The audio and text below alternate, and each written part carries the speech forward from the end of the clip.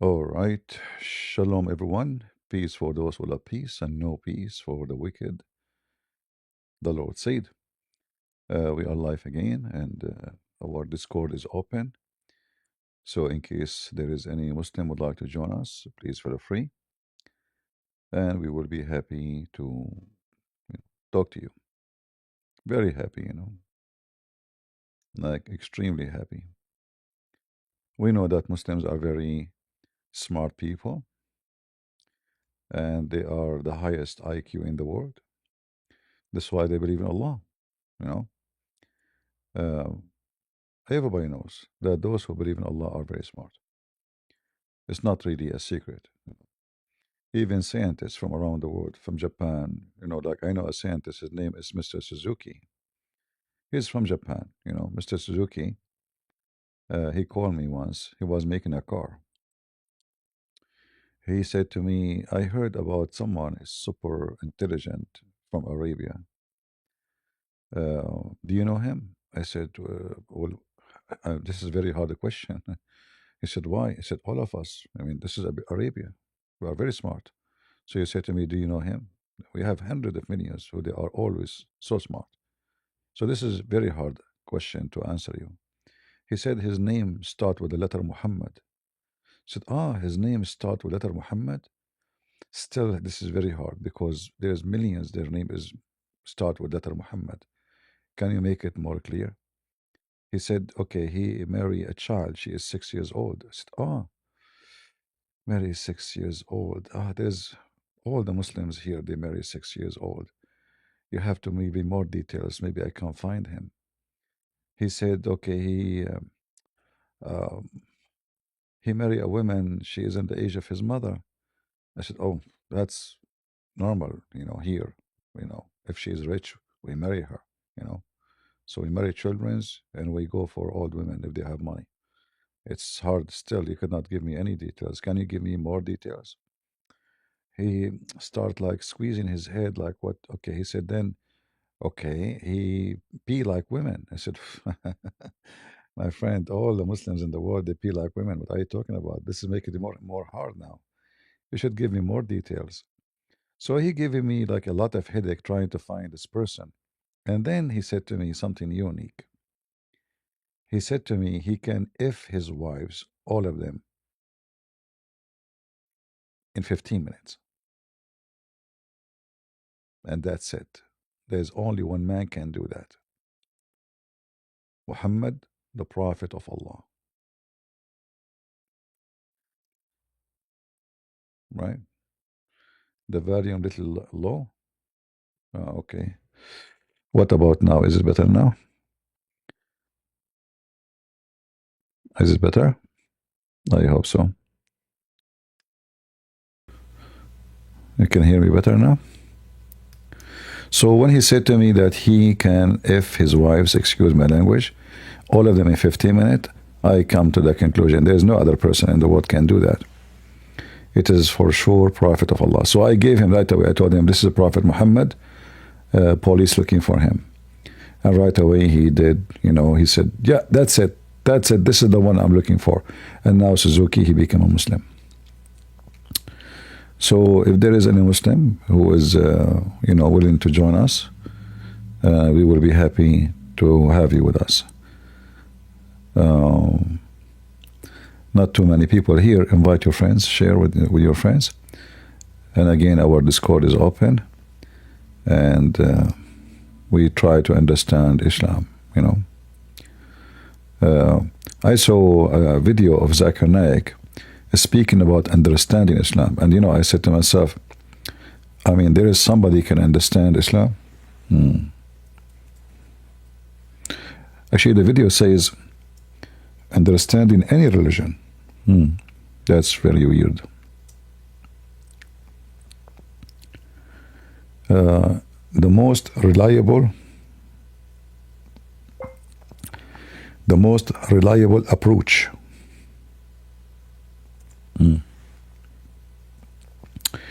Yeah, this is the most reliable approach.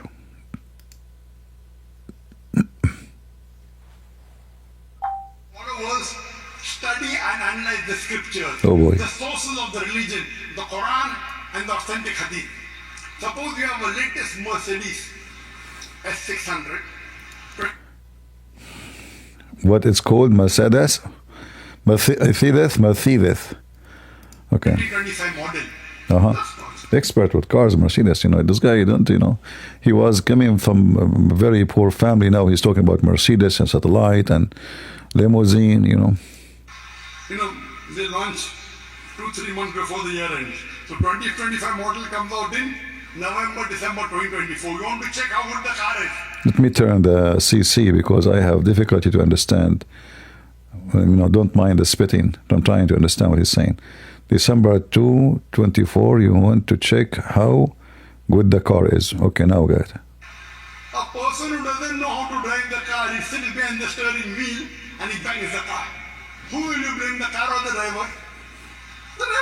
The driver. Not the car. If you want to know how good... Look at Abdul. Look at the quality of the Abdul. I look at this guy here in the... Hold on. Let us take the... Look at this guy here. This guy is astonished, This guy is yawning. This guy is bigging his boogers. And women are sitting in the lift and they are covering their faces. Yeah, because if they, those men, they will lift them. It's very dangerous, So the women there are wearing the garbage bag, you cannot see. Yeah. And this guy is busy looking at the camera. You see him here? Let me activate my mouse. You guys cannot see my mouse. Sorry, hold on. Screen. Okay, now we can see it. So we go back. All right. This guy, I don't know what he's looking at. This guy is astonished. Still, you cannot see my mouse. Why? Now you see it. Yeah, this guy is looking for something. This is looking for the camera. This guy is digging his nose, looking for boogers. The ninja section is here in the left. All the women wearing ninja. Look at this woman here. The ninja, yeah.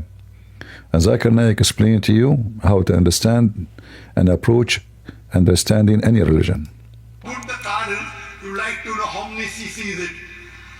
Now, how many cc Muhammad he have? He can F all his wives in 15 minutes. That's a lot of cc. What is the cc? 5,000 cc, 6,000 cc. What is the pickup? 6,000 cc, 5,000 cc, 7,000 cc, 3,000 cc. Did it have octane? cc? How many cc? 7,000 cc? Okay, go cc. What are the luxury things that is present in the car? What is the horsepower of the car? What is the top? So you were talking about the cc. Talking about what then? What the horsepower of the car? Luxury of the car. And if we really want to check how good the car is, put behind the steering wheel who's an expert driver. If you want to judge Islam, read the Quran and the Sahih Hadith. Exactly. If you really want an exemplary Muslim, the best exemplary Muslim in the world is the last and final messenger, Prophet Muhammad, peace be upon him. Absolutely. Analyze his life. Look at him. Look at his life. Analyze his life. I mean, the title is how to understand and approach any religion in the world. And he is saying to us, approach and analyze his life. Who is a Muslim who tell us about the life of Muhammad?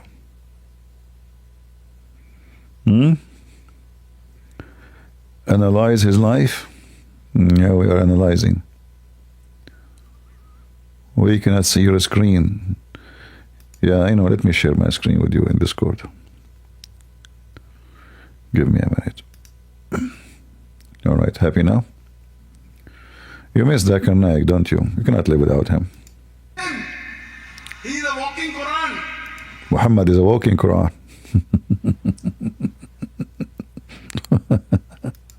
He's a living Quran. Look at his life and you cannot take out a single mistake. Not a single mistake. Not a single mistake. And by the way, look at this stage. I mean, they are getting like fabric, very weird fabric, you know. What is this? Do you see guys his pant? Let me turn off the CC so you can turn the pant. You see the pant? Do you see it? Do you know why it's so short? Because Muhammad, he says, if your pant touch your ankle here, you will go to hell. People who their pant touch this area, they will never enter heaven. That's why the Muslims, all of them, they look like Charlie Chaplin. Any Muslim who is following the steps of Muhammad, he have to dress like Charlie Chaplin. Actually, it should be shorter, but look like he is like he's shy to make it shorter. It should be shorter, Yeah. Imagine having sex with the children will not take you to hell, but wearing a pant and your pant touching your foot or the back of your foot, that will make you go to hell. Yeah, I'm serious. You will notice that all those who they claim to be very religious, always their pant. Guys, do you see the pant? How short it is? Do you notice? Do you notice it? Like here, because there's this one have light behind it, so you can see it is, it is way short, Yeah, but no, Muhammad, he make it clear that it about the pant. The pant always have to be short, all right? Even the Matawi'a, the one they used to go to be the Sharia police in Saudi Arabia, they wear like the Arabian dress, but it's very, very. They look like a bunch of gays, It looked like you're wearing a skirt. It looked very funny and very stupid, especially if you're chubby and fat, because then your belly, will push the dress more because your belly will push it, and then the front will look way shorter. It's like when a woman she's pregnant, you know what I mean?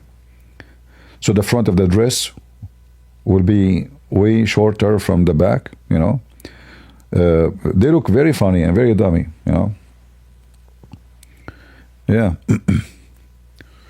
So look at his life. I mean, don't you see the life of a Prophet Muhammad? It's amazing.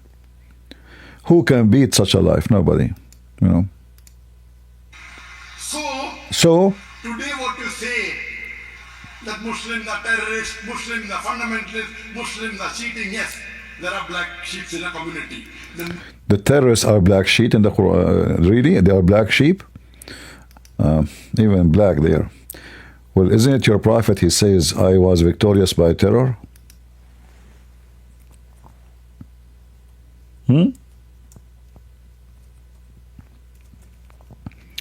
Muhammad was a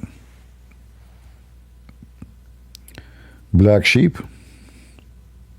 He was.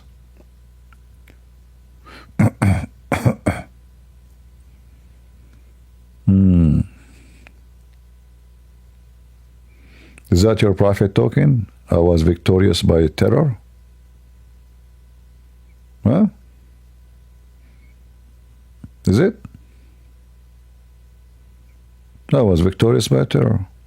In fact, he made it clear that he was victorious by terror from a distance of 1 month journey, which means because they are terrorists, the enemy will be terrified and even they surrender from a month journey before even they arrive,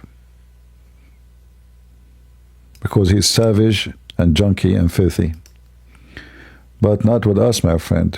We will make your prophet and whoever come with him terrify, make pee-pee in his pant. So he, according to him, terrorists are the black sheep.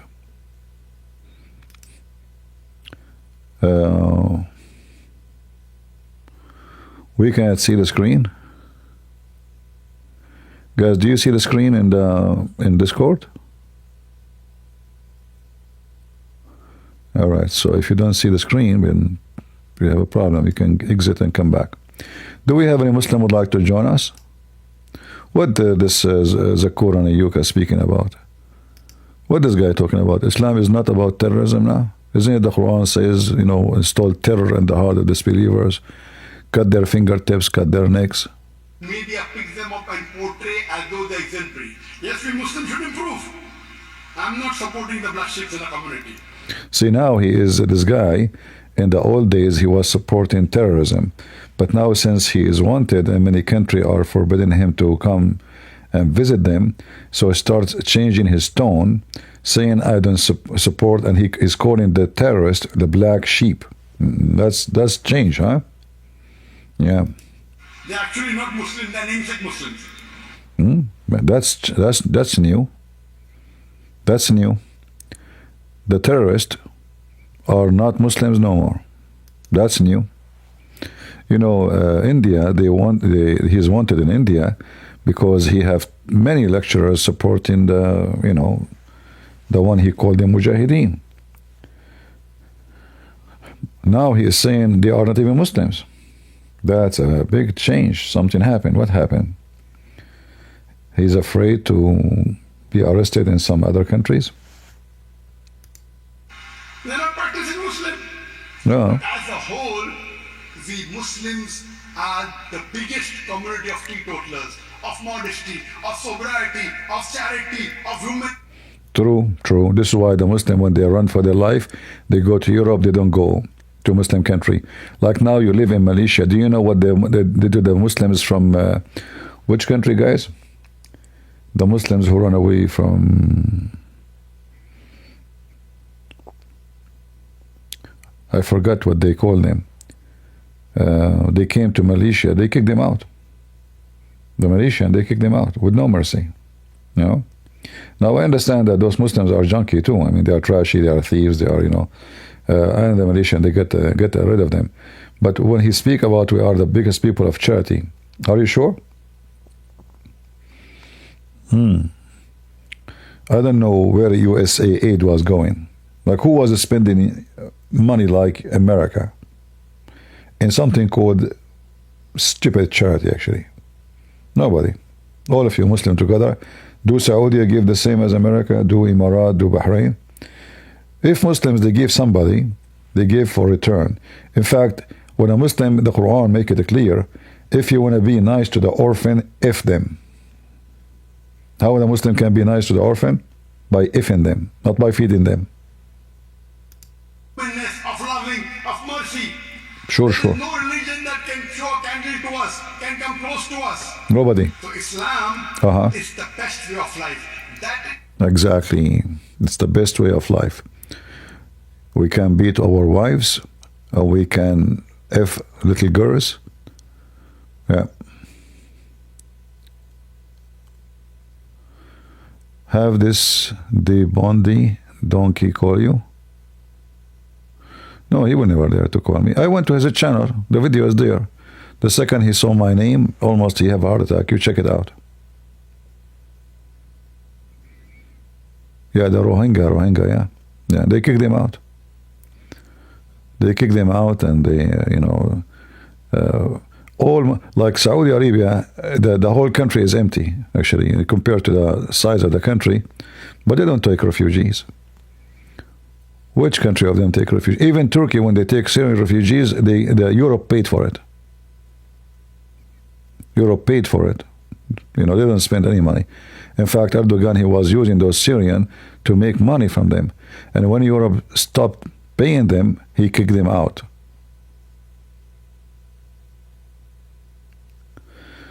Yesterday, God Logic said for you to join. No, I did not. I went to the stage, actually, but they made me wait, so I left, It wasn't right to make me wait. I'm not a kid, That was not right.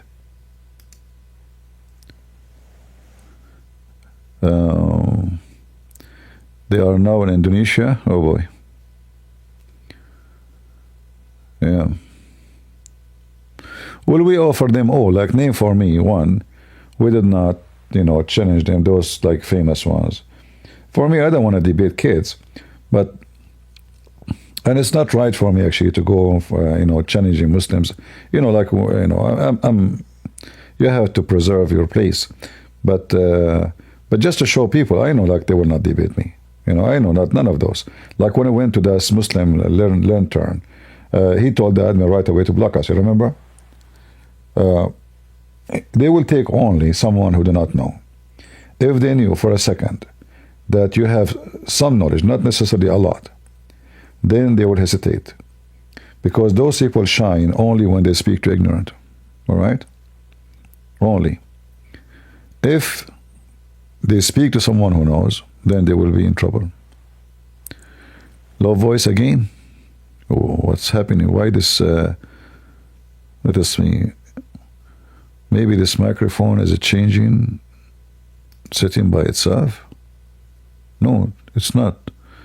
Guys, is the audio low? Is my audio low? No, it's not. From my side, it look fine. Yeah, but I know. Check your side, my friend.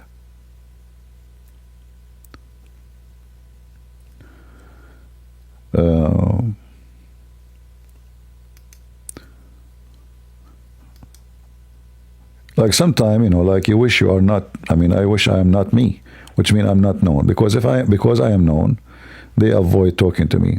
Like how many times they debated David Wood, like Muhammad Hijab, he ambushed apostate prophet. You remember? Why didn't, when we said when a debate he have 6 Muslims sitting, they put the computer far away so nobody can hear it and hang up on him. I did not even speak for 3 minutes. The whole maybe so-called debate, not even 4 minutes. They were so terrified. Right? Do we have any Muhammadan who would like to join us? And you see now, like I'm making videos in Arabic, I'm challenging all those Arab to come and debate me. But anyone would dare? Nobody. They will never dare.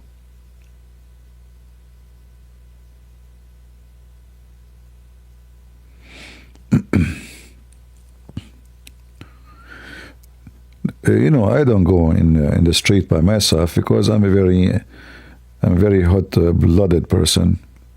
I might end in jail from the first day. And that's something the Muslims will wish to happen.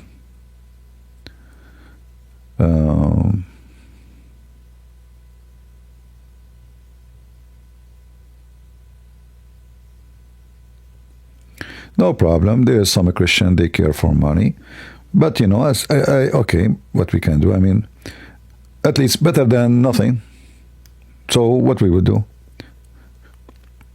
At least somebody standing up. Let us say somebody, he love money, but he can, expose their lies.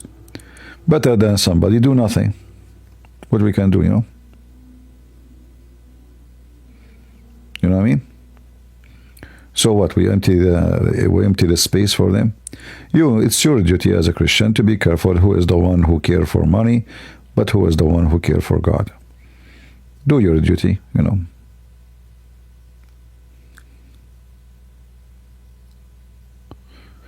Yeah, I know, because Arab, they don't know about my channel. Maybe I should open a channel in Arabic only, so we don't mix between this English and the Arabic one. I will see. Maybe I should do that. Uthman would never dare to talk to me. I mean, he ran away from God logic. You see, those people, they have they knew their weakness. Like yesterday, actually, when I went to God Logic channel, he have this Arab guy, and he's playing all the game about drinking milk or suckling. But you see, when you debate those people, you have to corner them and show them how stupid. So let us say it's drinking milk. So what is that? What that will do? Are we cows? So if I drink the milk of your mama now, so she is like, what happened now? She became my mama. Are you a Hindu? It's just a stupid logic. Islam forbid adoption, and in Islam, even if you do that, still I can have sex with your mama. So what the point of this milk? It's just a stupid argument, You have to corner them fast and easy. Don't let them, go in a round and round and round. And always they play the game of speaking Arabic. And even if you know Arabic, they try to claim, they refuse to answer. If you check all the ones who called me before here, like 2 days ago, we have somebody, he called me. You will see how he refused. He refused to answer anything. You know Arabic, he speak Arabic.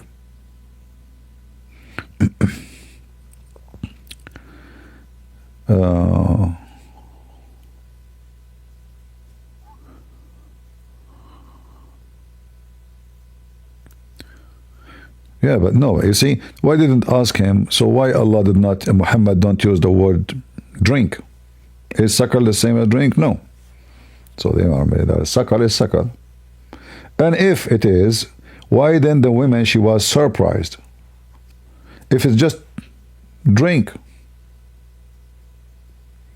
why she says, and how I'm going to, so she was asking how in the world I'm going to give him milk and he's a grown man?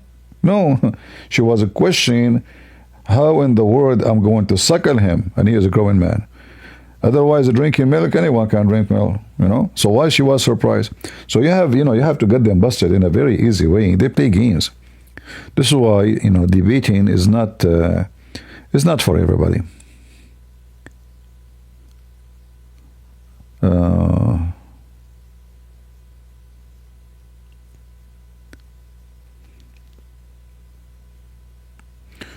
We will wait for some Muslims to join us, and then we will see what we will do. Do we have any Muhammadan would like to join us? For some reason today, not too many people in Discord. Maybe there is something in TV or something. I'm not sure. What is today? Today is the Thursday, wrong time. The Muslims in Thursday, Friday, they do the homework.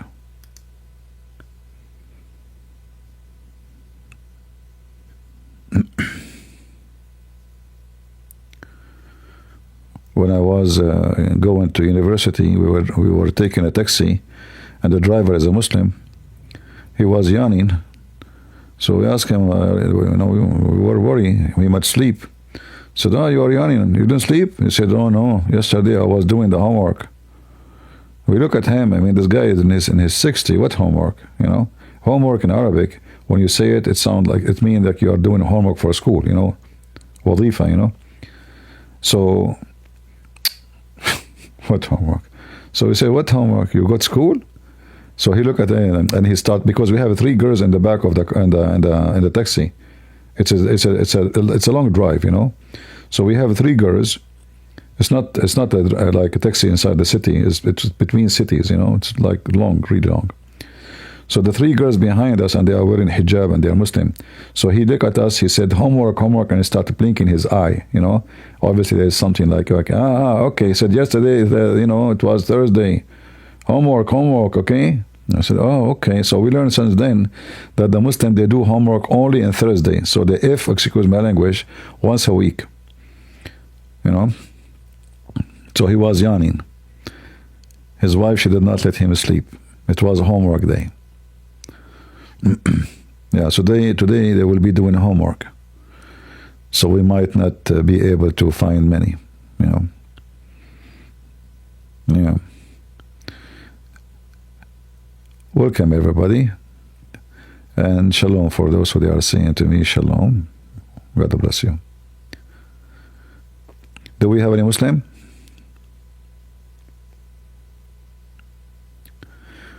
I cannot watch David Wood because of super chat.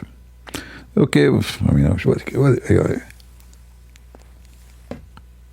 see, I speak about negative things people do. However, is it better to have David Wood or without him? I think it's better to have him. Like he do sometimes propose, but he do some good work, good videos. So I appreciate in general anyone who stand to defend the faith and expose this garbage. We need more, not less. And if you don't like, a channel because of this, don't go there.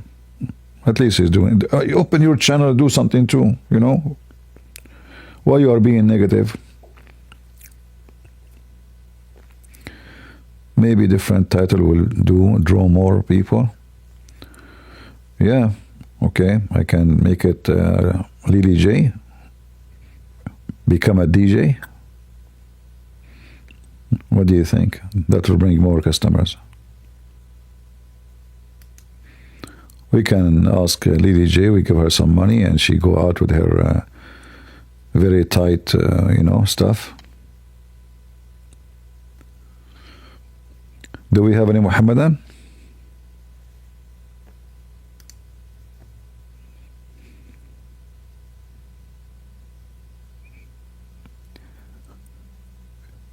Actually having a big view, you don't know how this YouTube works, because You know, sometimes like I flip with those short video, and then I take you to life, like without even clicking at life. And there's once a cat sleeping on the bed. A cat, you know. There's about 5,000 watching. I look at the number, like, is that correct number? It's a cat. It's a cat sleeping. There's nobody. There's no women. There's nothing. There's a cat sleeping on a bed. This cat, she have 5,000 fan. Like meow. All right? So you don't know how people, what people want. You have no idea. You know, you can be the most, the biggest. If we bring Aflaton, the philosopher, big philosopher, I don't think he will have more view than the cat. You know? Yeah. There is a woman, she have a house. I think it's a woman, because once I saw she was putting food. You know those skunks? Skunks. The whole house is full of skunks. I mean, you see a lot of crazy stuff in this world. Why in the whole house? There's nothing in the house. Real big house. Skunks. No, not cats. Skunks. Very weird people. I don't know, like, yeah. And people watching. So, if you go right now to live and check what I'm talking about, you will, and then you will see somebody putting 1,000 ring in his face. Like the other day, I posted in a picture. Anyone remember in Patreon? This woman, she thinks she is an angel of death. She have rings in her nose, in her mouth, and she have wings in her back. I'm serious. She have wings. You know. Anyone remember? Yeah. The other guy, he think he's what? I mean, you will see a lot of crazy stuff in this short thing, in the life.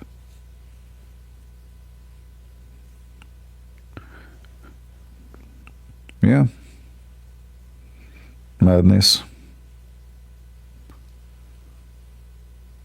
Yeah, but they have their fans, you know, they have their fan. There is I don't know if I can show it here, but we don't want to be flagged for copyright. But let me see. There is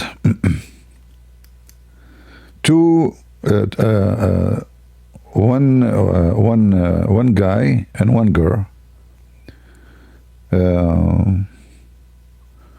They just make noise. They don't talk. I don't know if you saw them. They just make noise. I guess here we can see the short. You know, here we see normal life. Yeah, we can see the short thing.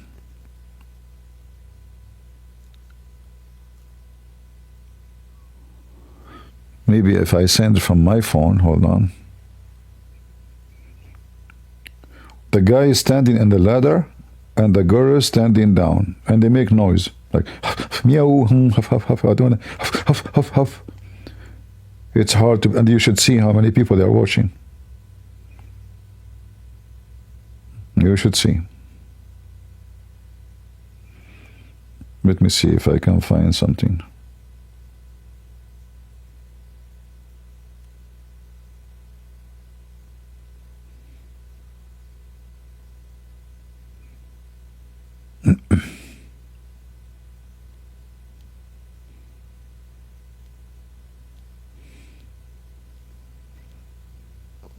I don't know how the phone will go to live, but like when you switch in short, the live appear, like here we go now, live appear. So let us see if I can find something and then send it to my computer, because this live will not appear in the computer the way it is, the one made for phones. Crazy stuff.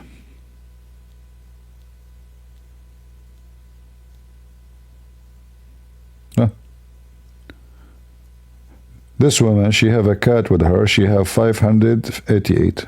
Forget about her. Let us see if we can find this one. She thinks she's an angel.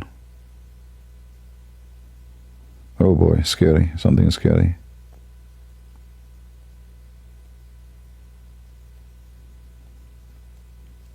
I just saw somebody in the chair and he's asleep. And he have like hundreds of people watching.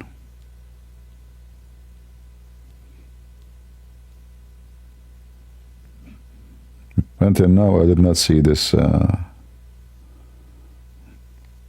crazy wicked. Maybe they are not here. Oh Lord.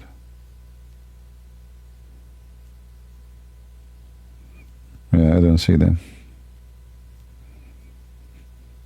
But this is telling you how the world is really messed up.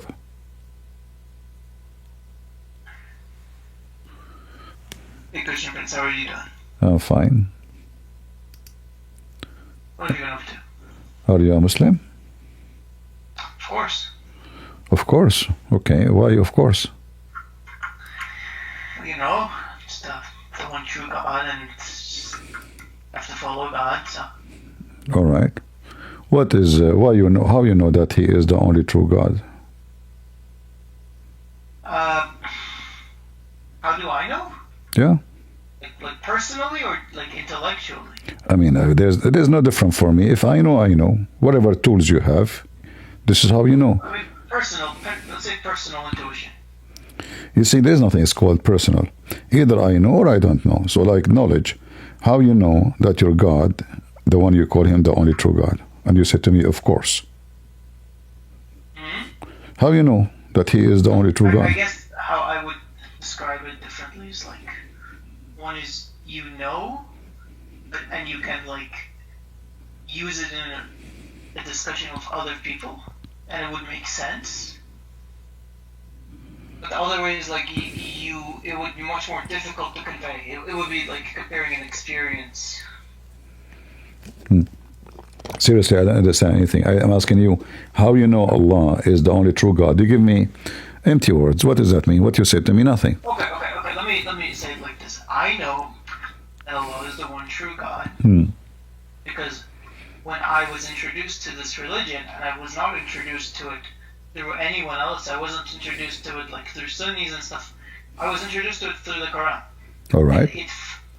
I don't know how to explain it to you. Which verse in the Quran first you read first time, and it was very nice. I don't remember. It was like years ago.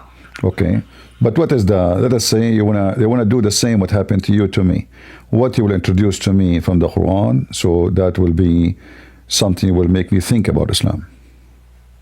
I don't know. I don't think it's up to me. I think it's up to God to show people the proof. Okay. Who's ready to see the proof? So are you saying your God is not me who guides people, you know? So are you saying your God don't want to guide me? He might not. No. Maybe you're not ready to be guided. About ready? Yeah. This is not what Islam teach. What do you mean? Islam says that Allah He wrote destiny for people before He created them. It's not about you. Yeah, so it's a destiny. So what do you mean you guide you? If it's destiny, it means He did not guide you. Yeah, but just because it's destiny doesn't mean you don't have any freedom to choose. No, you can't have a freedom and you have destiny. Destiny is destiny. If I decide for you to be a criminal, do you have a freedom to choose not to be a criminal? Well, that depends. Well, what do you mean depend? Is God inside of time or outside of time? What do you mean? What does that mean inside time of time? I'm talking about decree. Same time. Does God experience time like as we do? My friend, you're okay. Is there before God? Okay, Mike. All right, my cousin told me that God is time. Well, I don't know your cousin. Why your cousin would say something? But he is very smart. Like he have degrees. You know, he's educated in philosophy.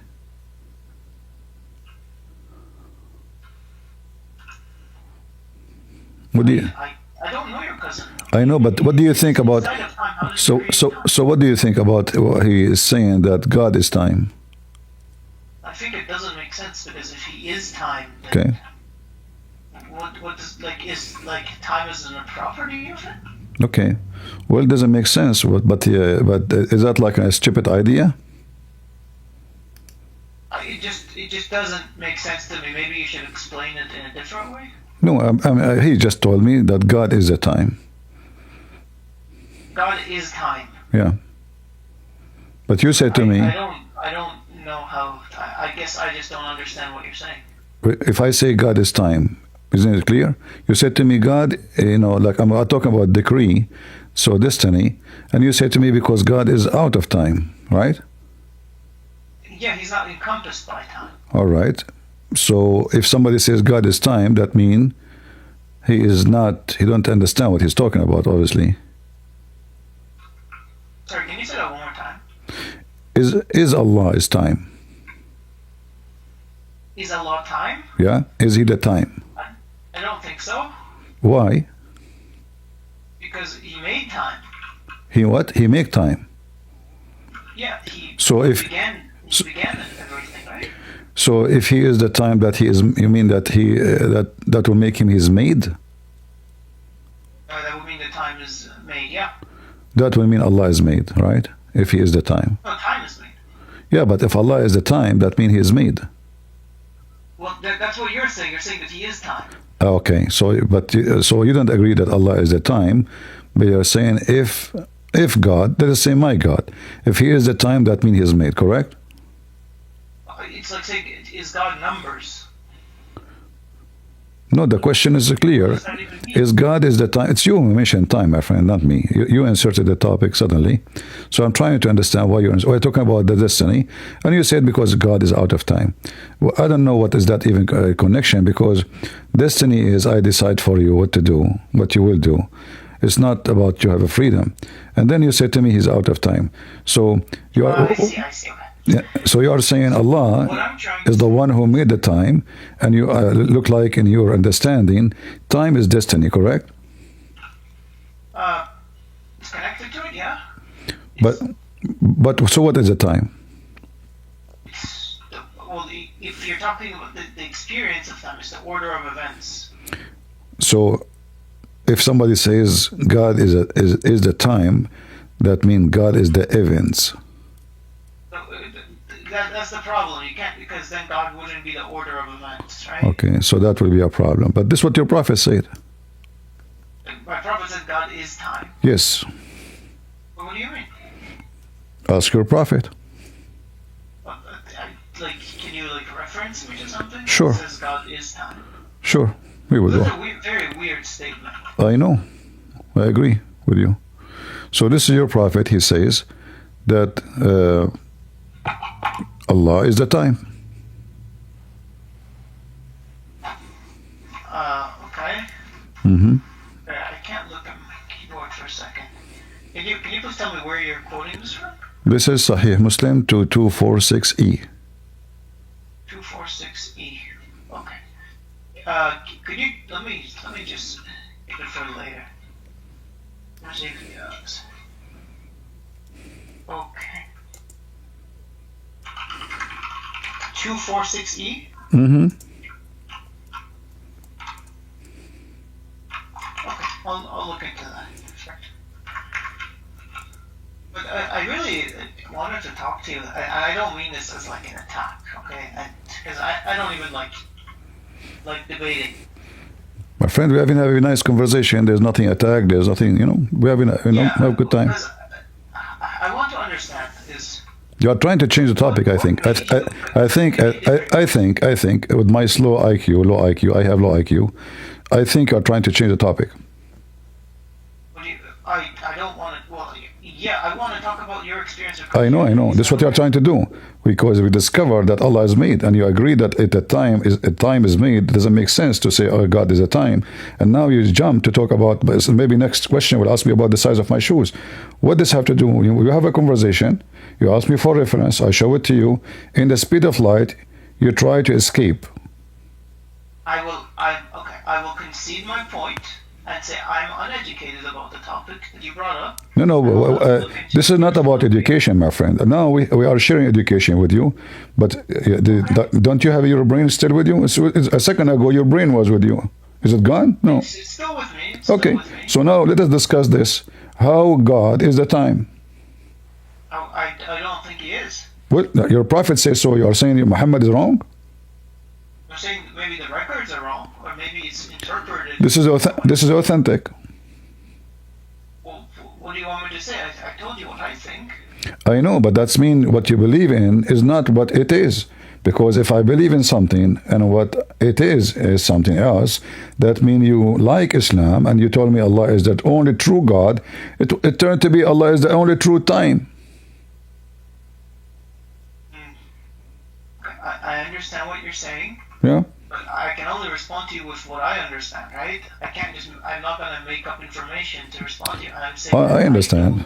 I understand. Okay, I will take that. Okay, give me another reason for you to believe in Allah. So Allah, for me, if we are under decree and destiny, then if I rape a woman, did I choose to rape her or Allah made me rape her? You chose to do it. This is not what your prophet said. Well, what did he say? Let us see. My cousin told me. What? My cousin told me that your prophet said that it's not a choice. Allah, He wrote destiny for you exactly how much fornication you will do, and rape is fornication. It's ugly fornication. So this is your prophet talking about. About all those issues, and I see all of them. They are authentic. This is not a joke. So let us read the first one, the easiest one, in the top. Would you like to read? Could you do it? I'm doing something right now. Verily Allah has fixed the very portion of adultery which a man will indulge in, and which he of necessity must commit. What do you think? It's interesting. And that's not interesting. I haven't heard of this. See, what you believe in, my friend. You sound like a nice guy. That's the thing. When you open up these books, it's easy to misinterpret. No, I am not. I'm not misinterpreting, my friend. Are you saying to me that your prophet did not know how to speak, so he say things which is not right? No, I'm saying that it says it clearly. No, it says it clearly. Even in the top, it says the decree. You see it? The decree. I'm saying that you're mentioning books of hadith. That's what I'm saying. I know. I can show it from the Quran too. Okay, let's see if it's in. Yeah, well, because you see, when your prophet he speak about something, and the Muslims are listening. Right away, they will ask him. At least nobody dare to question him for sure, but they can ask questions. They will ask him how come it's not in the Quran? But it is in the Quran, because the Quran make it clear in many places that all form of destiny,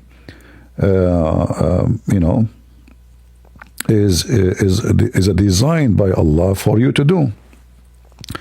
As an example. Let us see. As an example, not limited. إن ربك يبسط الرزق لمن يشاء ويقدر. So, even your wealth, whatever you have, the money you earn, it's not your work. It's not really your hard work. It's destiny. Allah decide for you. You will be rich. You will be poor. This website is weird. Okay. Just type it. Okay. I'm following you. Destined wealth. Not only wealth. No. You see, our Lord says work. Work, and I will work with you. I will be with you. So you have to go to work. The money will not come from rain. If I pray now to Jesus, okay, give me food. That's you have to work for me. All right. So here, no, it's Allah. He يقدر لمن يشاء ويقدر. So if somebody get rich, it was Allah. If somebody get poor, it was Allah. Everything you see here, it's يقدر ويقدر يقدر. So all of this is about Allah. He make destiny. It's a decree. It's the provision, even the deeds. It is designed and for you by Allah. It's not your choice. So you have no choice. Even the bad things happen to you. It's by Allah. It's not your choice. So when somebody says to me, I'm a Muslim because Allah is the only true God, well, that doesn't make sense, because this true God, he contradicts himself. Or how I'm going to get reward for good deeds, as an example, but then I have no choice to do them or not. Right? That's not what reward is about. Reward is about you choose to do something because you are a good person. Now I'm going to reward you. But if you force me to do bad or good, so the penalty and the reward, they don't make sense. Like when the Quran says any disaster, any bad things happen to you, it is only came to happen by the will of Allah, and it's written by the book of Allah. Yeah. So where is so now if I'm driving my car and I hit you and you die, it's not my fault. Allah made me kill you. How that work? Okay. Can I respond to, like, I think there was 2 or 3 parts of your question. Can I respond to them, like, individually? You can. You are welcome, my friend. I'm trying to have a nice conversation with you and take it easy. So the part that you mentioned that everything you do is from Allah, right? And you mentioned, like, I think you tried to point it in a way that, like, you don't have to, like, work hard for the things that you earn, because you don't really have control. It's just all done by God, right? Like, that was the first thing you mentioned, correct? My friend, all is connected. Allah is the time, and this time is a decree. And he decree for you to do things, which mean you have no choice to do or not to do. So when you even, I can show you a video. A woman, she called the sheikh. She asked him, I'm getting older. He said, how old are you? He said, I'm 30. And I'm worried I will not get married. So what he said to her? My daughter, this is the TV, I can show you the video. He said to her, daughter, don't worry about it. The prophet says, excuse my language, I'm not being rude. This is what your prophet says. It is written on every vagina the name of the men who will F her. So he told her, if there is names written there, don't worry. It's going to happen. This is your prophet. So even this, I mean, the women she is calling to talk about, she is worrying, she is getting older. And the Middle East culture, like when you are 30, you are a grandma. They like to marry, children. So I'm 30, I'm married young back then, right? Yeah. Kind of unfair to just, like, because they died early too, right? It's like they were marrying in, like, their 30s, right? I know. I got married at the age 2, You got married when? At the age of 2. I was dating at the age of 6 months. God bless you. I know. I was born with beard, But this is not our topic now. So if Allah, he destined for you fornication, sex, stealing, killing, so what is the point of this religion? And then you go to hell because Allah destined for you to go to hell. Again, the destiny isn't, like, under question. The destiny is like an accepted thing. It's part of the knowledge of God, right? No, but you see, it's the same thing with Christianity. No. It's literally the same thing. No, we don't have. Jesus says, not everyone says to me, Lord, Lord, will enter the kingdom of my Father, but the one who do his will. And his will is this people that fail. No, see, no problem. Who fail, he fail. But there's no destiny here. You do his will. You do his will. You do it. If I force you to do it, then you did not do it. If I force you to build the house for me, did you build the house? No. I force you. It's not your choice. And you can just say the same thing about Christianity. God punishes people that go sending them to hell. My friend, God will punish people there because they deserve it. Here, they don't. If you are you listening? If you commit, anyone that disobeys God is deserving. No, listen. Okay, when a person he do have sex with a woman, and she's not his wife, is that a breaking the command of God? When you have sex with your wife? No, a woman, she is not your wife. Yeah, that's adultery. All right, but here it says to you that adultery is decree. Are you talking about the vagina thing? My friend, adultery is adultery.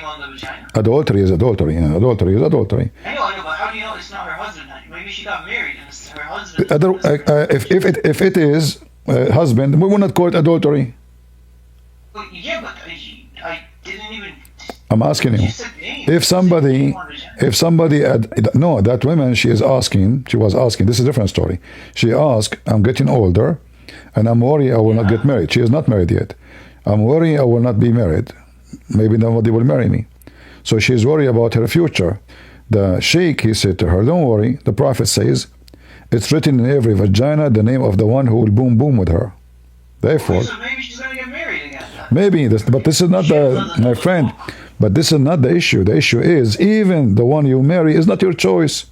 Same for rape, same for crime, same for theft. It is not you. It's not her. It's not her who chose. It's not him.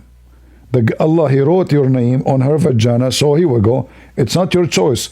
I understand what you're saying. You're saying if you wrote the name down, was it your choice to ever sleep with her or not? Okay. Yeah, it's not your choice. So Allah, He wrote it there, and then because it was destiny for you, so now it's destiny for you and for her. Same if you are driving a car. This goes back to the first topic with your statement that God is time. Oh, you were searching ChatGPT? No, I'm not. Okay, let's go.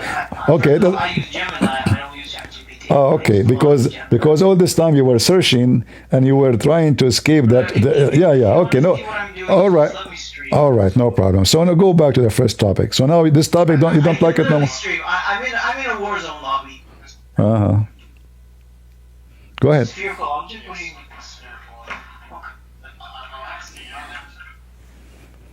I don't have it. I'm a seer? No, I don't.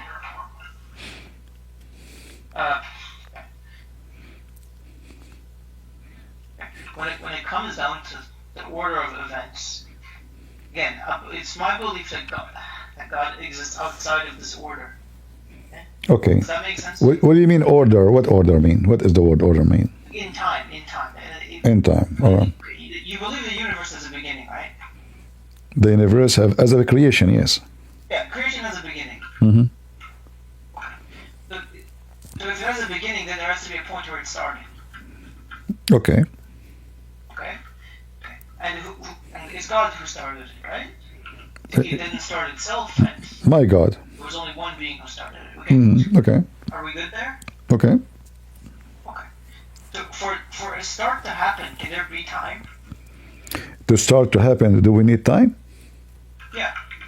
Well, time will start from zero. No, but for you to actually have a start to something, to start something is an action, right? Okay.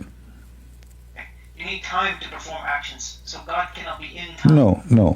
For God, no. God, He do not need time. Like as in the Bible says, God said, "Let be light." He doesn't need that. He made it. All right. No. Hold on. God said, "Let be light." Light was.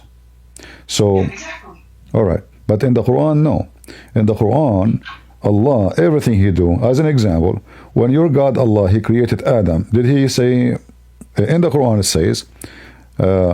The similarity between Adam and Isa, He said to them, "Be," and he was. Correct? Yeah, but he didn't start everything with Adam. No. But did Allah create Adam by saying, "Be," and he was? Yeah. No. Are you trying to say that He created him with His hand? He made him, right? See, now we are talking. So He created Adam by using his hand. First of all, He have to make mud using his hand, and then He have fashioned him. And then after He fashioned him, He put him in the side to dry for 40 years. And then where does it say that He left him in the sun to dry? I can show you if you want. You want to see?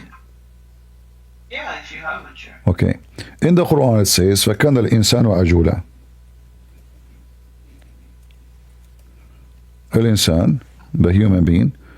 What app is this? All right. Chapter 17, verse number 11. Quran 17:11. Uh-huh.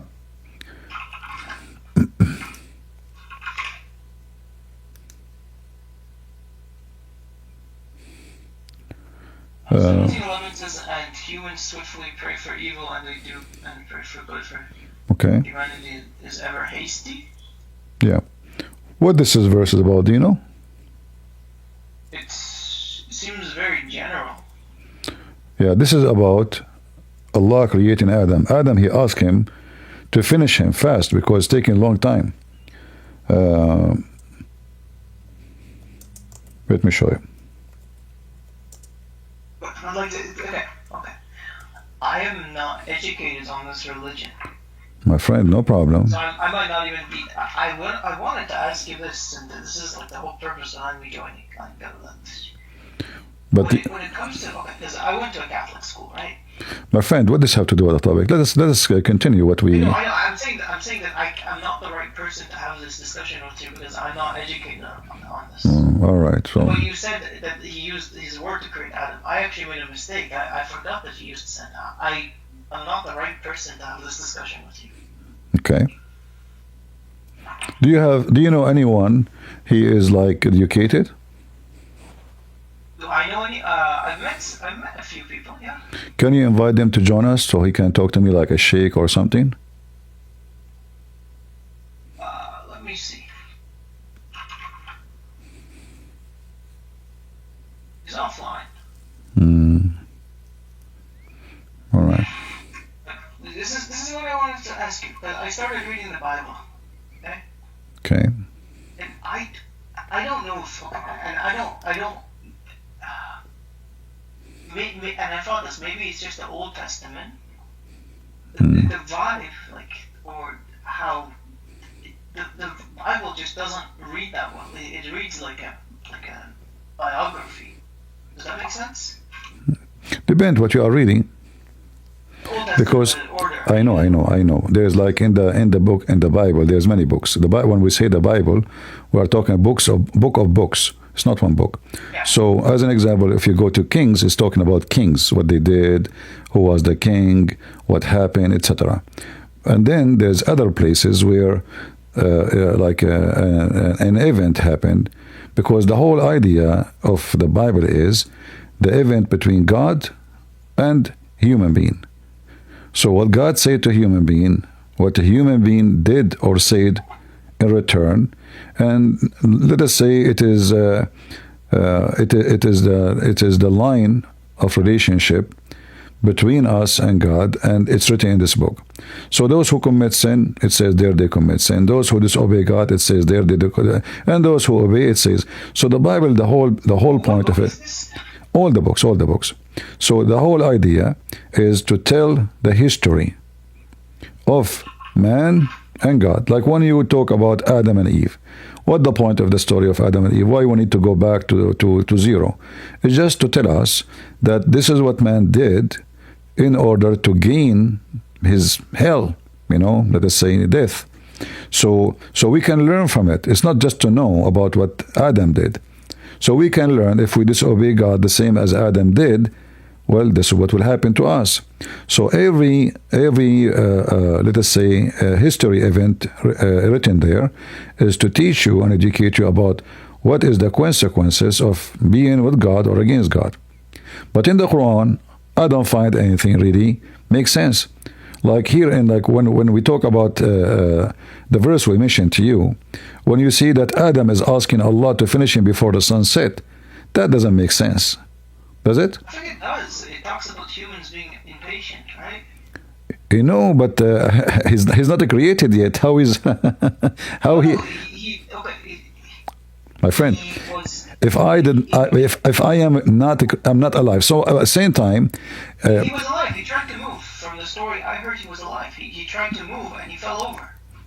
Okay, hold on. First, he did not try to, he's trying to move, he was staring at his feet. But if you read the story, I don't know, how old are you, if I may ask you? I'm 17. You are 17? Yeah. All right.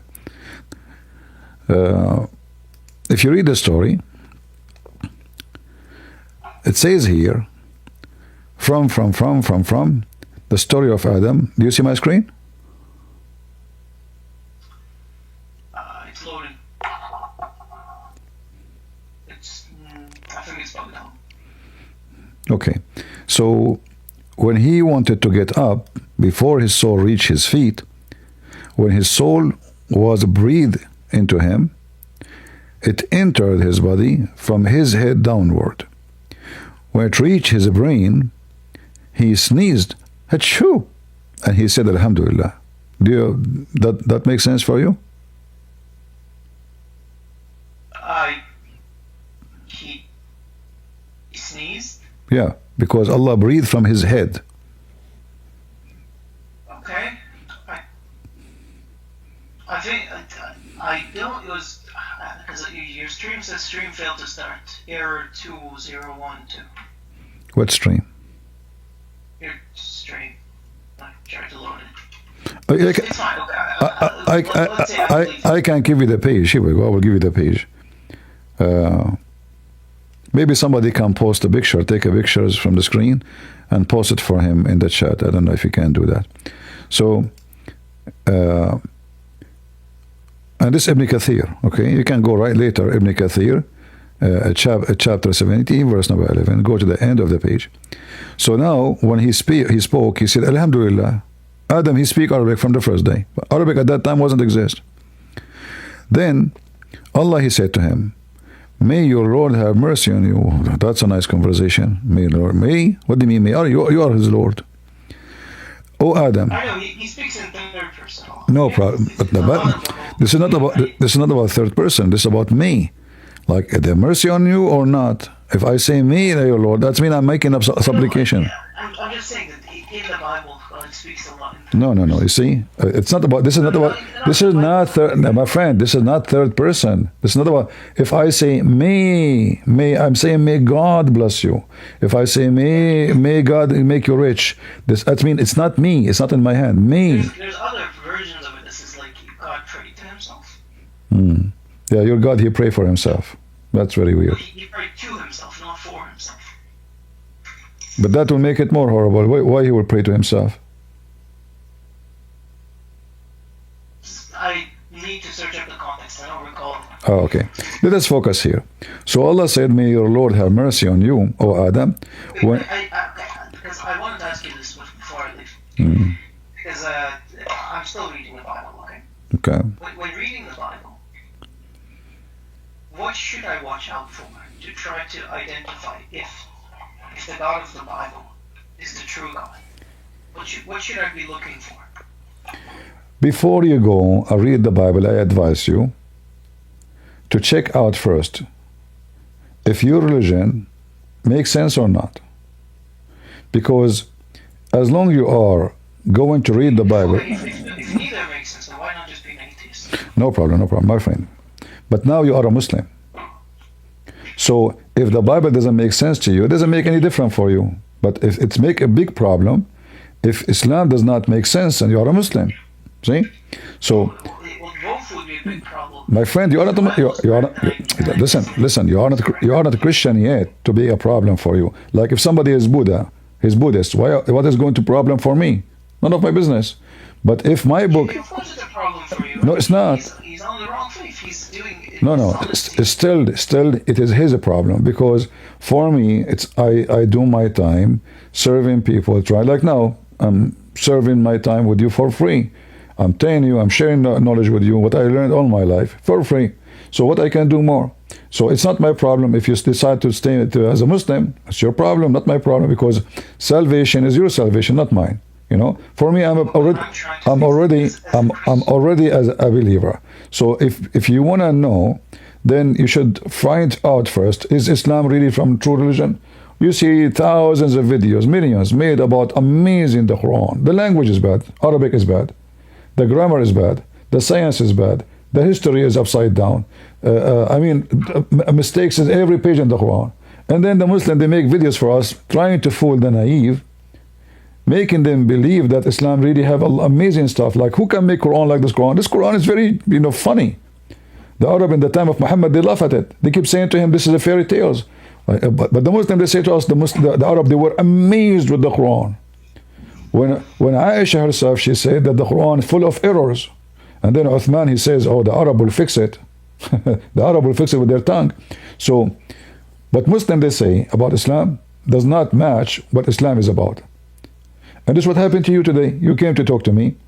You have a wrong idea about your religion. And you believe in a religion which is not there. Obviously. Like, if I ask you now, is Allah is a spirit? I don't think you understand. Is Allah a spirit? Is he a spirit? I would define a spirit. Spirit is a spirit. There's no define. The spirit is something not physical, and it's the power of life.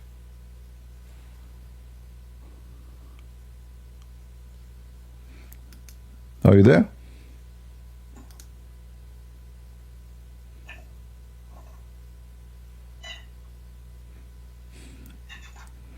I don't know. I don't hear you, my friend.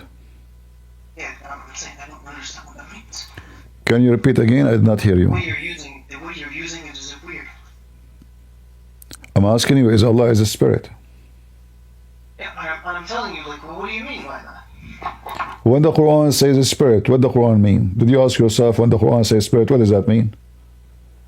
So how you believe in this religion? You don't know what the spirit means. So you don't know what the Quran is saying? No, I don't know. I don't know if you're using it the same way.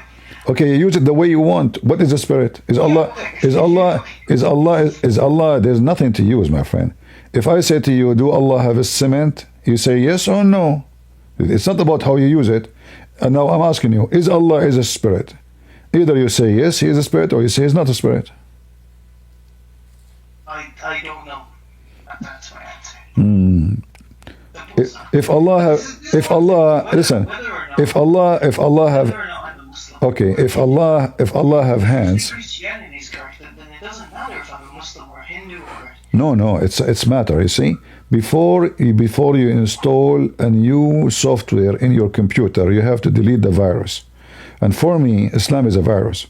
So I have to get rid of the virus in your head, so you can have a clean system, clean heart, to receive the Bible and read it. If I just go to like Hinduism or atheism. You can go. It's up to you. My friend, did I ask you to even read the Bible? Not. It's you who mentioned it. Well, I said I want to do that. No problem. But I'm saying to you, what about we find out first if Islam is true religion or not? And then you can read, and you go. You can go read right now. Open any page in the Bible.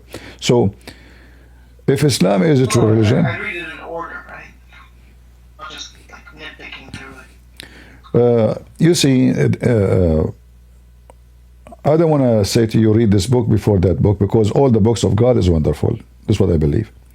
However, if you have a Bible in your home, you start reading from the New Testament, because the Old Testament is involved a lot of history, and you need to have a background. So you can go to the New Testament and choose any from the four Gospels and start reading. No problem. All of them, all the Word of God is the Word of God. There's no one is better than the other one. And whatever God he show you, but the reason I'm saying to you, you need to find out first if Islam is good or not, because then when you read the Bible, you will read it differently. You will read, and you don't have this background of Muhammad and Allah. You will read differently, and you can examine too. You can check it out. It makes sense. Doesn't make sense. I accept. I don't accept. Still, you can do all the examining we did with the Islam. We should do it with the Bible too. Everything we do. So whatever that makes sense, we say it makes sense. It doesn't make sense. It doesn't make sense. But for me, if I am coming from a background and still that background with me, if you want to go to the laboratory, let us say a surgery room, the doctors, the nurses, the tools, they have to be totally clean from any microbe, any virus, any bacteria. The room have to be really clean. Why? Because the patient can be infected, because his womb will be exposed. So any infection can be a disaster. Even the doctor was maybe the most successful doctor, but the patient now is in a critical point of weakness, and anything can affect him and destroy his life. So either we can make the surgery, or we cannot make the surgery. So to go to the surgery room, you have to be ready. And you are right now believing in Allah, but look like you don't want to look and see if Allah is really God. I can help you. Obviously, Allah cannot be God. What is this? Adam, he said to Allah, finish me before the sunset. How Adam, he knew that the sunset will be... He never saw the sunset yet. How Muhammad come with this story? It says here, he wanted to get up before it reached his feet, and he could not. He said, "Oh Lord, make it happen before the night comes." This guy is not even finished yet. How he know the night come? So it doesn't make sense. It's not even good for kids. It's not good for cartoon. So either we are people with intelligence, or we accept he's gone, he left. And, or we accept anything come to us in our way.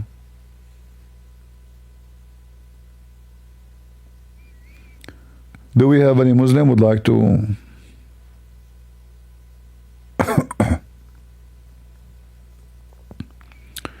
finish me before the sunset? How Adam knew that? Nobody from those Muslims asked, okay, hold on.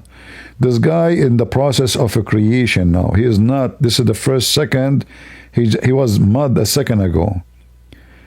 He's speaking Arabic, and he is, he knew the sunset now, and he's asking Allah, oh God, how he knew that he is God now?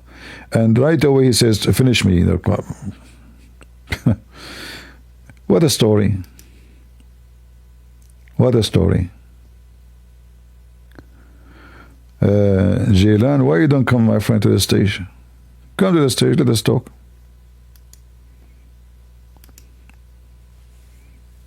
Come to the stage and let us talk. Or you will wait until the sunset.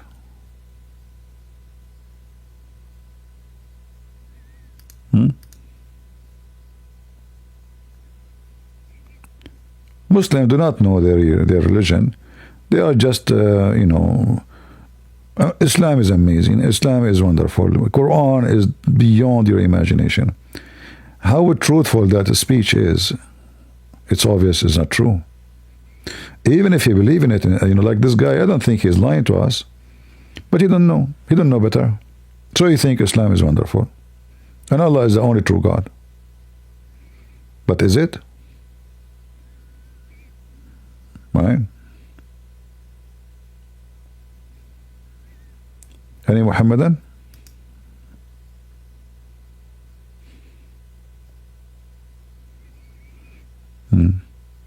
A Muslim can say to me, because you are a liar. You can say that, by the way, no problem. Even that is not an accusation, because in Islam, when you lie, it's Allah, He forced you to lie. So even that will not make me look bad, because Islam is weird. Allah, even when you are a thief, even if you rape, even if you are a criminal, it's not a choice, it is a destiny. So when a Muslim, he say to me, or a Christian, you are a liar, it's not my choice. You are a kafir, it's not my choice. So being a truthful, being a liar, being good, being bad in Islam is not a choice of a human being. And that makes Islam look so weird and stupid and unjust. Why does God want to punish me for something I did not do?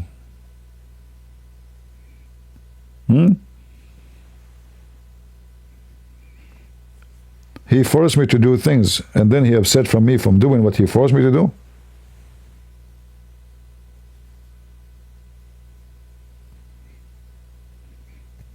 Do we have any Muslim?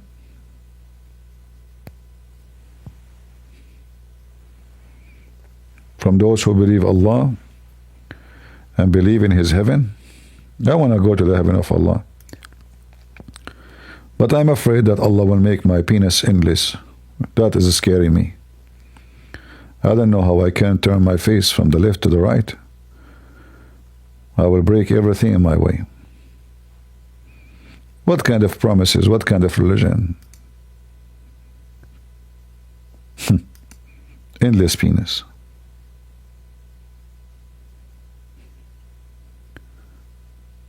Do we have any Muhammadan who would like to join us?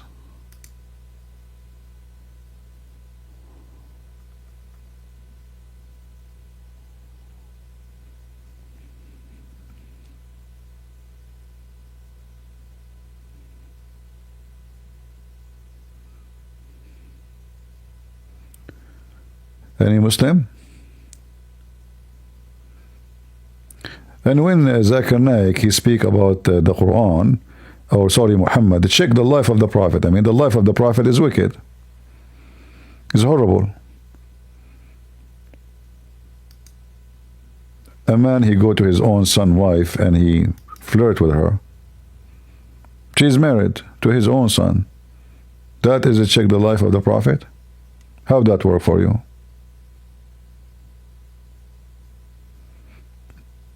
How many theft he commit? He was accused of stealing clothing and underwear, marrying children, taking false oath, kidnapping women from their husband. And then they say to you, check the life. And then he take the fifth from every booty and the best of the booty. And he curse people who don't deserve cursing. And he beat them, they don't deserve beating. And he is the best man. And he encouraged his men to go after children. All of this coming from the best man. So who is the worst man? He broke all the 10 commandments of God. Name one Muhammad did not break.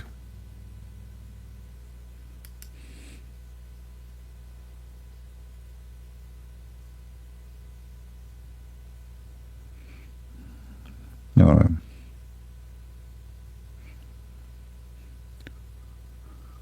Do we have any Muhammadan?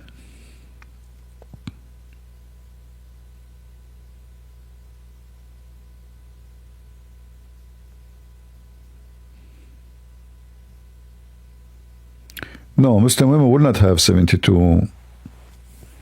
Muslim women, they will not have 72 men in heaven. She herself, she would be one of additional to the 72, but she will not have multi-men. This is all, Islam is man-made religion, made by the Muslims for the Muslims, for the men, made by the men for the men.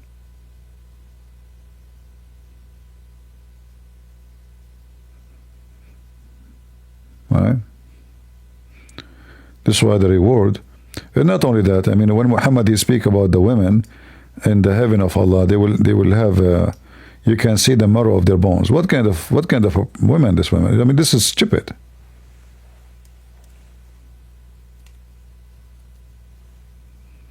Imagine you have women who are rewarded for sex, and then those women you cannot, they are see-through. You see the marrow of their bones.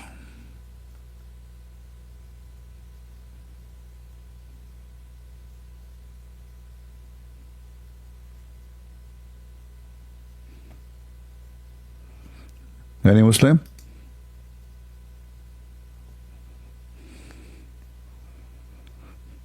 So imagine you see a woman. Look what it says. We are not making things up.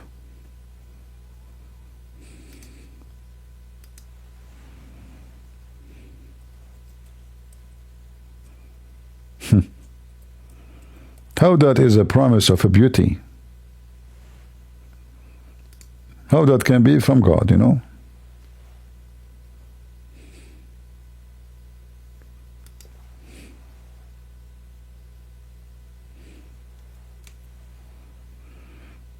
So imagine your wife in the heaven, now you became a Muslim, and your wife in the heaven is this.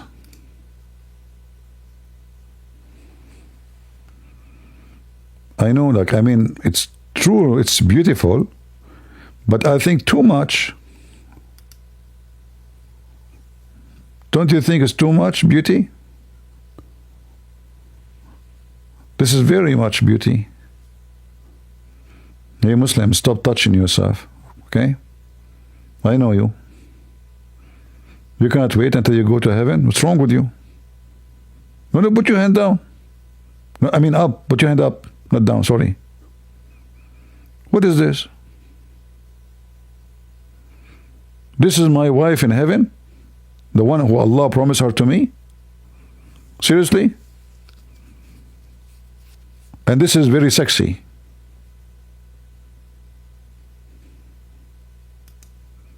And this is from God.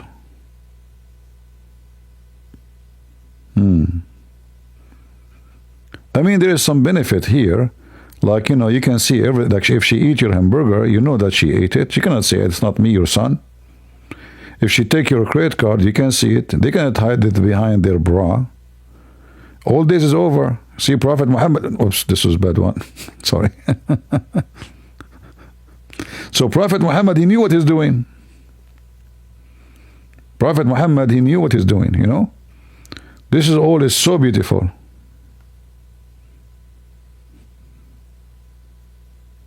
This is so beautiful, man. Whatever those Christians and the kuffar, they speak against Islam, they are liars.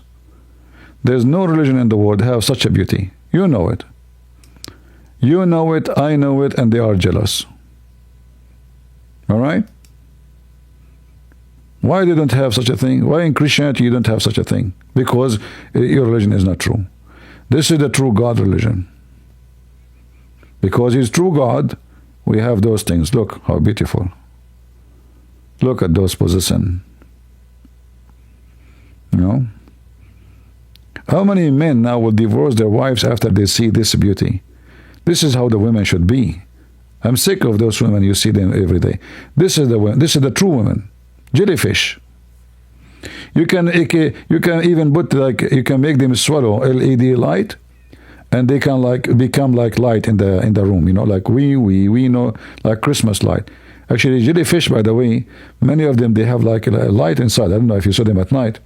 There's electricity go inside them. I don't know if you saw it in jellyfish at night. So you can make her swallow some LED from Amazon, and then you put the block in. You block her, but not in a dirty way. Sorry, and then she will like we. Who can beat this? Only Allah. Nobody can come with such a thing beside Allah. Those religions, fake religions, they have nothing. Here, this, Muhammad is not imagining, making up stuff. No, this is true. It makes sense too. You know it, I know it, but you are just trying to hide that you believe, trying to hide that this is absolutely true. But for how long you will hide? Not for long, you cannot. All right? For me, if I see a woman like this, I cannot come to the internet anymore. I will be busy. I mean, beautiful. That's so beautiful. And in the top of that, if she become a brightnet, you can see the baby from inside. You can say, hello, daddy. Daddy, hello. He can see you. Your son will be a jellyfish too. All right? You can see his feet. You can see his, you can see everything. You can talk to him.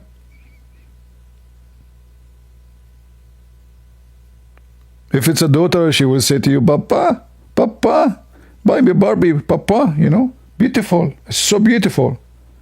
Finally, you can see your baby long before it's born, This is, just think about it. It's so beautiful. It's so sensitive. I feel like crying, sorry, Plus, I feel so excited. I'm trying to hide the... Let me change those pictures. It's too much. Look at this position. Look at this position. Who can beat that? Look at this. You have a wife. Look at this head. Unbelievable. You will kiss it all night long. This head, you will not stop kissing it. That is a real woman. Really women walking down the street. Really woman. That can you meet? Oh, oh. Man, so beautiful. It is so beautiful. Any Muhammadan?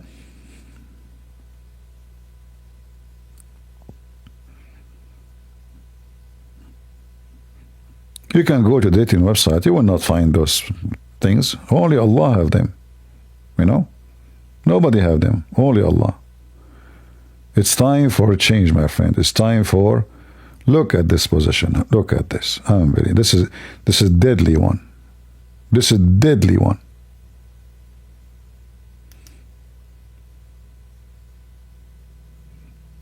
Can you beat that? Like, look at her butt is coming to your face. Look at the beautiful toes and, and her feet. I mean, the beautiful bones, very skinny bones. You feel like a German shepherd and you want to bite them.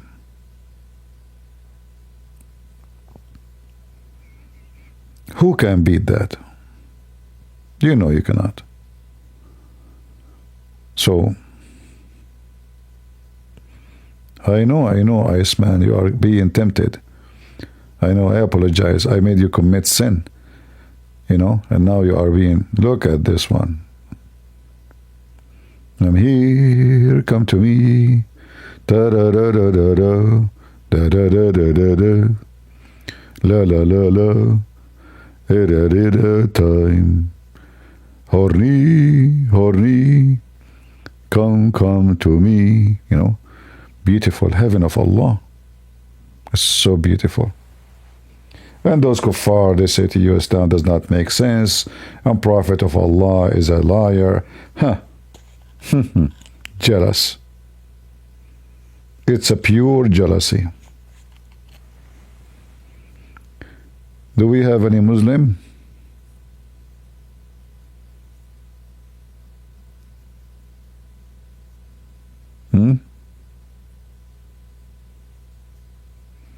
No?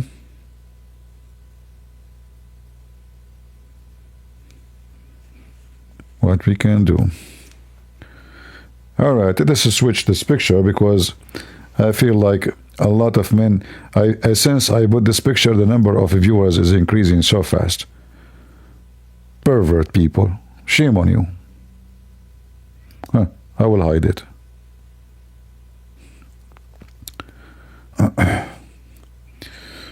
I would advise everyone to promote Christian Prince. It's okay, my friend. I do my part. People, people come, people go. No problem. Whoever like to support us and share, I do my part. If people, people come here to watch, to learn, they're welcome.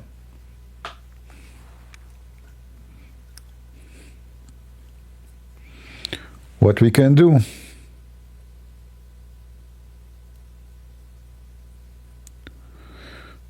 Do we have any Muhammadan would like to join us?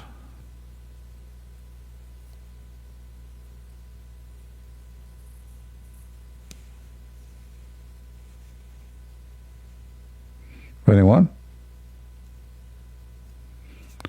I know I will watch later when I'm alone. As you know, I'm single, Those pictures come perfect time.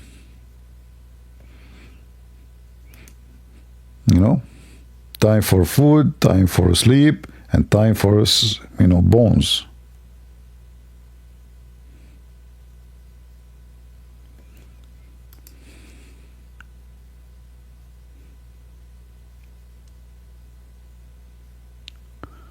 Any Muhammadan?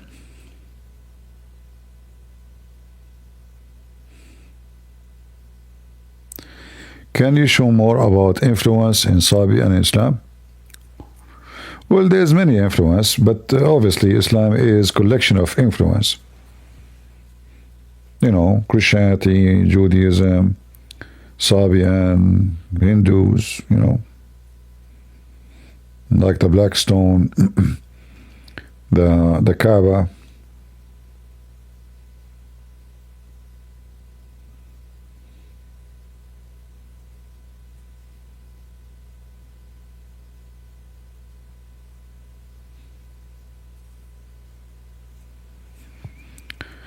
Do YouTube take a percentage of the chat donation? Yes, and I'm going to cancel it very soon.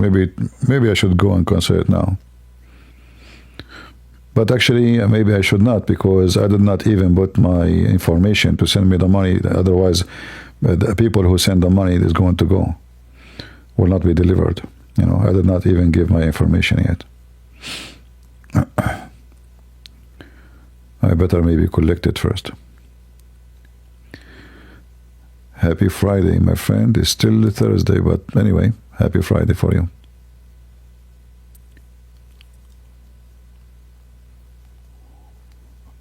Any Muslim in Discord would like to join us?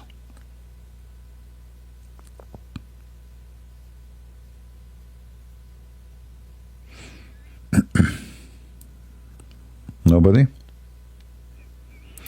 If you speak Arabic, I made a video previously, before I go live today, in Arabic, so you can watch it and share it with your friends. Set up a PayPal. No, PayPal is very dangerous. I will never use PayPal. It's a very bad company. Do you know that PayPal, they can freeze your bank account? And they can take back the money they gave you?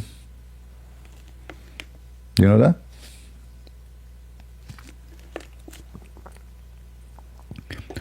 When you sign with PayPal, they can freeze your bank account. It doesn't matter how much money in it. Never use it. Especially if you are going to give it to somebody like strangers, because they can scam you, they can play games with you.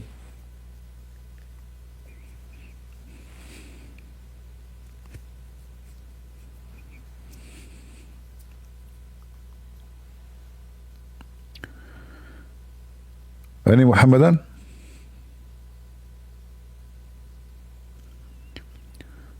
Who is a Muslim here would like to join us?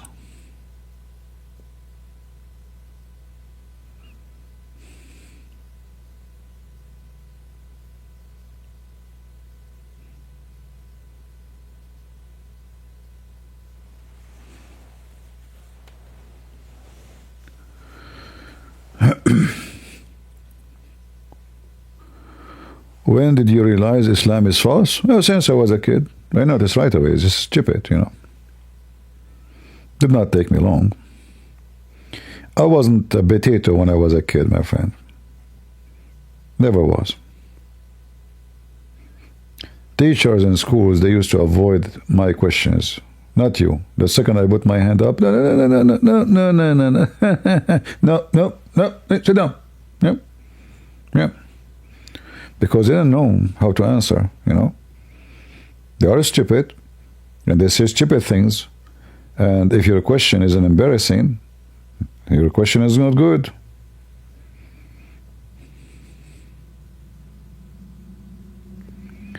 Do you think what David Wood did is crazy? Like what he did? I don't know. Did something happen? What is the crazy he did? What do you mean?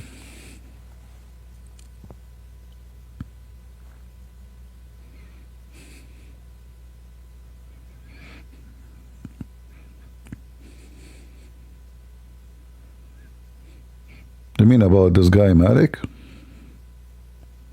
When you go after somebody's family, people will get upset, Actually, this guy Malik, he is lucky that this guy did not go and do something bad to him, if I'm married, you come after my wife, I will make you shish kebab, literally, This is not a joke. So I believe he did nothing. When you go after people, family and children, this is a different story. So I believe he did nothing,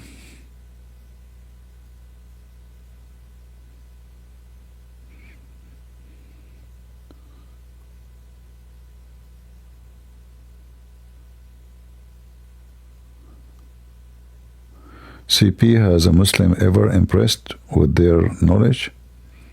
I'm not sure what you mean.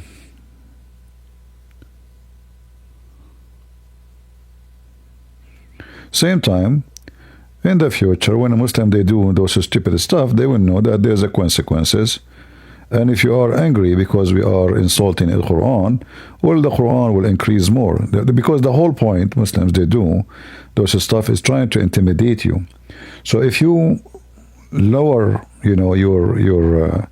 your wall and you get intimidated, then they knew how to control you. So now they will know that this guy is not the one to play with. You do this, he's crazy, right? They will learn. If they see you backing down and being afraid and being coward, then they will do it to everybody. They say, oh, it worked, If they see people doing the opposite, I posted a video in Rumble, you can watch it, about the goat eating the Quran. And that was response when the Muslims, they killed this Christian in Sweden. Go watch the video. This is not my style, goat eating the Quran. But,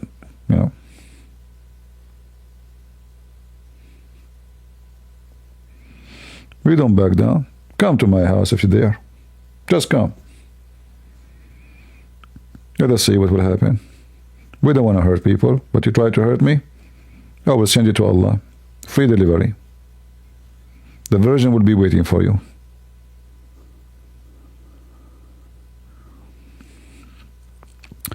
Did you ever debate OC, Abdul? They are special, very high IQ. It's very funny that there's a Muslim is they have high IQ. Just get them here. Just get them here. Let's see how high IQ they know. A Muslim and with high IQ? That is a joke. People who believe camel urine is healthy are high IQ?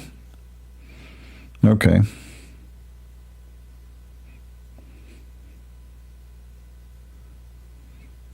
Right? Any Muhammadan?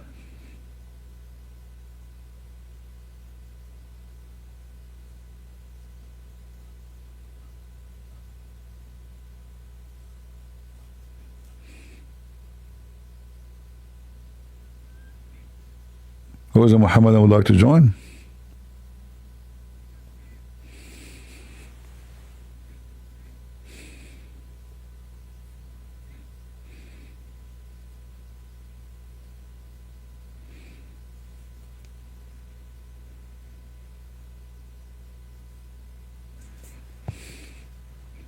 Nobody? Like, this Muslim, he come to us, Islam is the only, and Allah is the only true God. This is something one Muslim, they keep repeating. But the second you start asking them a question about their God, you will see right away the failure. And the Muslim, he speak about what makes sense. Like, do the Trinity make sense? I mean, look who's talking. When it's come to God, nothing makes sense. Because if we are talking about the sense, what makes sense for a human, that doesn't go for God. Like, it doesn't make sense that God don't die. We die. Yes, for God, it makes sense. It doesn't make sense that God is eternal. He is almighty. He is all-powerful. Not for me. It doesn't make sense for me. So when we talk about what makes sense, what that doesn't, we talk about who? If we talk about angels, it's not the same we talk about a human. If we talk about chicken, it's not the same we talk about dogs. So the sense is depend on what the topic, the subject, the object. So does it make sense to say dogs lay eggs? No. But we can say birds lay eggs, or even snakes. So the phrase what makes sense, it is depend in what you talk about.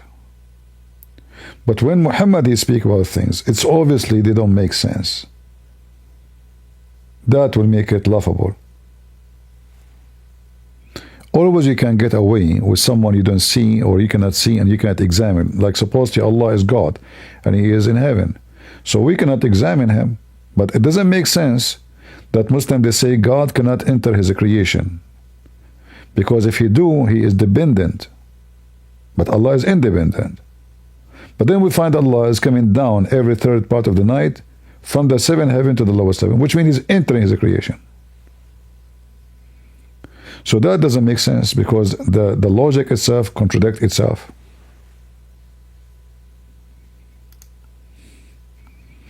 For us, we have no problem that God, he enter into his creation. For them, it's a problem. Then we find that Allah himself, he enter. He enter every day. He's like a yo-yo. Which is proving too that Muhammad, he don't understand even what God is about. Because why Allah want to come down every third part of the night to say, who is praying for me? Don't he knew from there without coming up and down?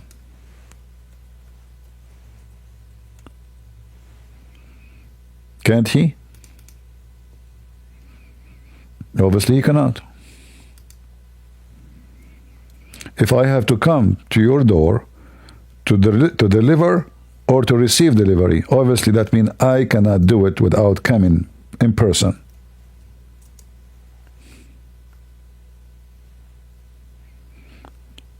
As simple as that. Let us put this for you here better. Keep you warm in this cold.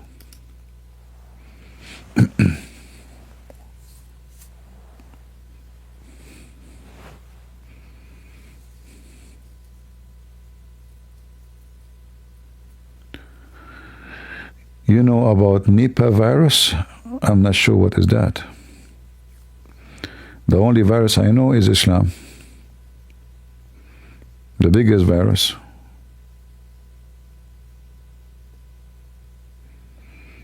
It caused rabies.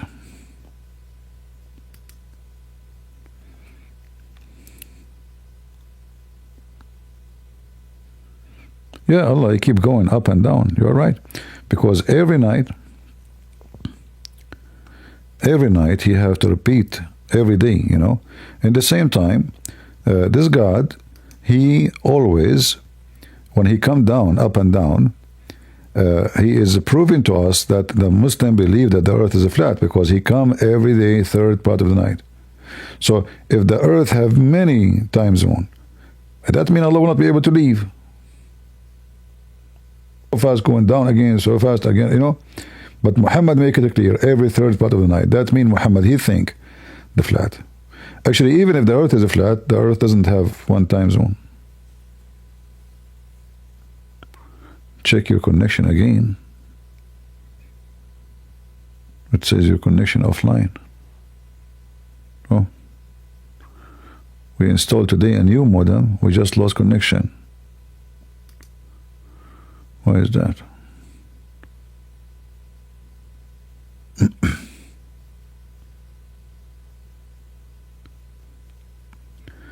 It's very strange. It says YouTube is not receiving enough video to maintain smooth streaming, while I have today a high speed installed, so that doesn't make sense. Let us check the speed. That doesn't make sense. Maybe the software I'm using is not good.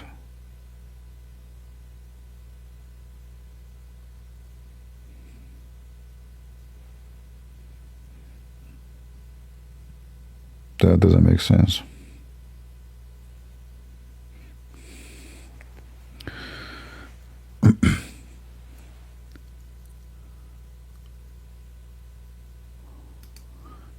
Yeah, today I updated my speed and we pay more now.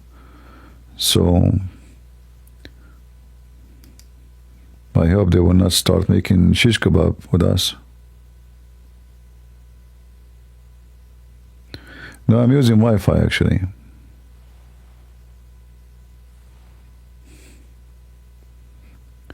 Maybe I should use the cable better. Any Muhammadan?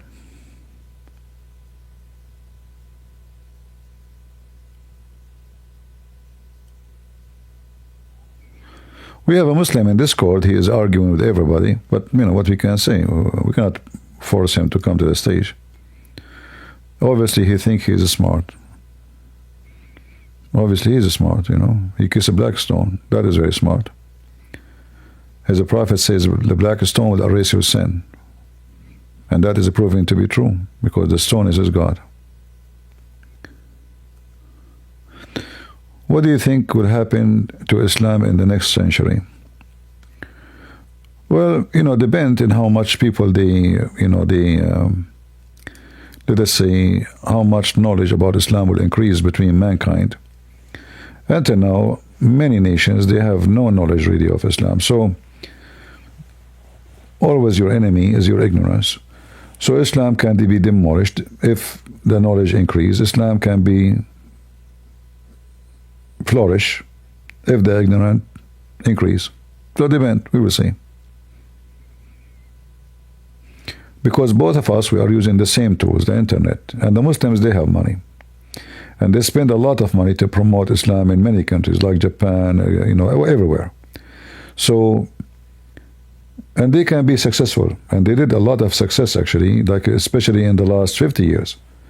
Like in America and the West, those Western are naive, dummy, they don't know anything about Islam. So they come to them, they come to a black person, they say to him, do you know what the white man did to you? Prophet of Allah, he freed slaves. The guy will believe it. He's already angry from those European who enslaved him. You will notice a lot of African American, they give Arabian names to their kids. I don't understand why. But then you learn that because they think Islam, the Arab, they were good to the black, when the fact the Arab is the one who captured their grandparents. It was the Arab who sold them to the wicked white man, not the opposite. It's not the European who captured them in Europe. It was the Moroccan, the Libyan, the Algerian, you know, all of those, they go for a hunt. And then the biggest market for slavery is Morocco. So when they spoke to someone like Muhammad Ali, they convinced him that this is a religion against racism and Prophet of Allah, he loved black people. But when the fact is the opposite, Muhammad, he owned slaves. Muhammad, he sold the slaves. Muhammad, he captured slaves. Muhammad, he sold them by. And not only that, Muhammad, he always racist against black people. He made fun of their look. In the top of that, in the Quran, it says clearly that Allah, in the day of judgment, Allah will make all non-Muslims black. It's a penalty. The black stone was white like milk. It turned black because of sin of man Adam. Muhammad in the hadith says that when Allah created Adam, he hit his right shoulder, and from it, white offspring came out. And he hit the left shoulder, and black like circle offspring came out. And then he said to the one from the right one, which means the white, he said to them, you go to paradise and I don't care. And then he said to the one came from the left shoulder, which is the black, you go to hell and I don't care. And then they go to you and they say to you, Islam is against racism. The most person Allah he hate in the world is a black man. Is that true? Muslims or Christian Prince is lying? Is that true? The most, you know, in Facebook blocked my account. I used to have account and then they deleted. Why? Because I was arguing with the Muslims. The Muslim guy, he says, I said to him, he said the shaitan, I'm trying to remember, like shaitan is a black, you know. I said, why always, you know, it's about black, you know, everything in Islam is a black, like the evil, the bird, the dog, the donkey, anything is a black, according to Muhammad, have to be killed. They asked Muhammad, what is the black dog? Why we have to kill it? He says it's a shaitan. So the guy he posted, he said to me, have you ever seen an angel black? The stupid Facebook, they blocked me, not him. As usual. Because those dummy in America, like the lefty, you know, this guy is a Christian, this is why they're Muslim, this is why like they support those Somalian. They think they are victims, you know. Those stupid American, the lefty, they think Somalians are the victims. When the fact they are really the victim.